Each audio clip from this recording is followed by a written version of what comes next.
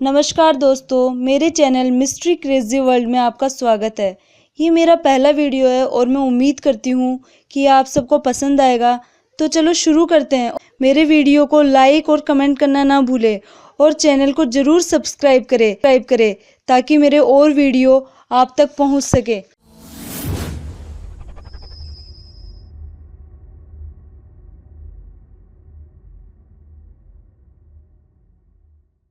तो चलो शुरू करते हैं। और हाँ दोस्तों, आज मैं आपको भानगढ़ के किले के बारे में बताने जा रही हूँ।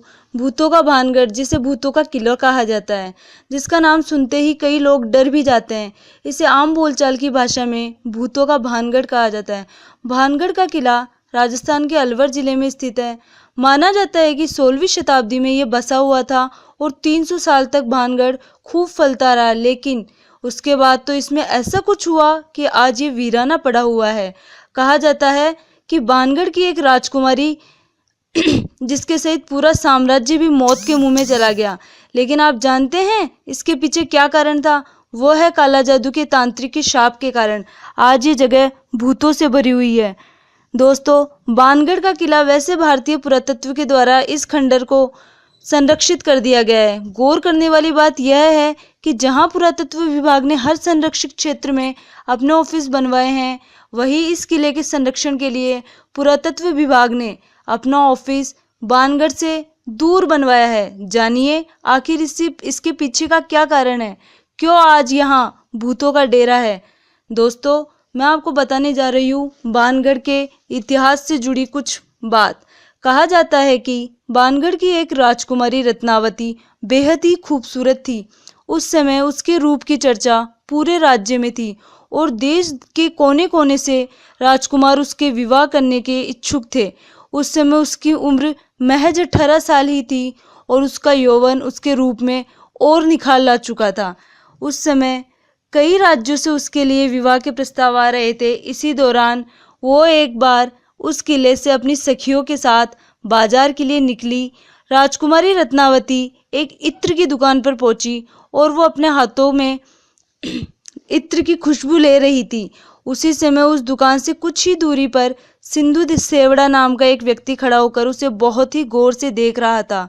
वह भी उसी राज्य में रहता था, लेकिन वह काले जादू का बहुत ही बड़ा महारथी था। ऐसा बताया जाता है कि राजकुमारी के रूप का दीवाना था और उससे वह प्रगाढ़ प्रेम करता था। इसी कारण वो किसी भी तरह राजकुमारी को हासिल करना चाहता था। दोस्तों, इसलिए उसने उस दुकान के पास आकर राजकुमारी को वश में करने के लिए एक इत्र की बोतल में, जिसे वो पसंद कर रही थी, उसमें काला जादू कर दिया। लेकिन एक विश्वसनीय व्यक्ति ने राजकुमारी को इस बारे में बता दिया। इसके बाद राजकुमारी रत्नावती ने उस इत्र की बोतल को उठाया और उसे पास के एक पत्थर पर पटक दिया। पत्थर पर पटकते ही बोतल टूट गया और सारा इत्र उस पत्थर पर बिखर गया। इसके बाद से ही वो पत्थर फिसलते हुए उस तांत्रिक सिंधु सेवड़ा के पीछे चल पड़ा और तांत्रिक को कुचल दिया, जिससे उसकी मौके पर ही मौत हो गई। लेकिन मरने से पहले उस तांत्रिक ने शाप दिया कि इस किले में रहने वाले सभी लोग जल्द ही मर जाएंगे और वो दोबारा जन्म नहीं ले सकेंगे। ताउम्र उनकी आत्माएं इस किले में भटकती रहेगी। उस तांत्रिक की मौत के कुछ दिनों बाद ही भानगढ़ और अजबगढ़ के बीच युद्ध हुआ, जिसमें किले में रहने वाले सारे लोग मारे गए। यहाँ तक कि राजकुमारी रत्नावती भी उस शाप से नहीं बच सकी और उसकी भी मौत हो गई। एक ही किले में एक साथ इतने बड़े कत्लेआम के बाद वहाँ मौत की चीखें गूंज गई और आज भी उस किले में उनकी रूहें घूमती है।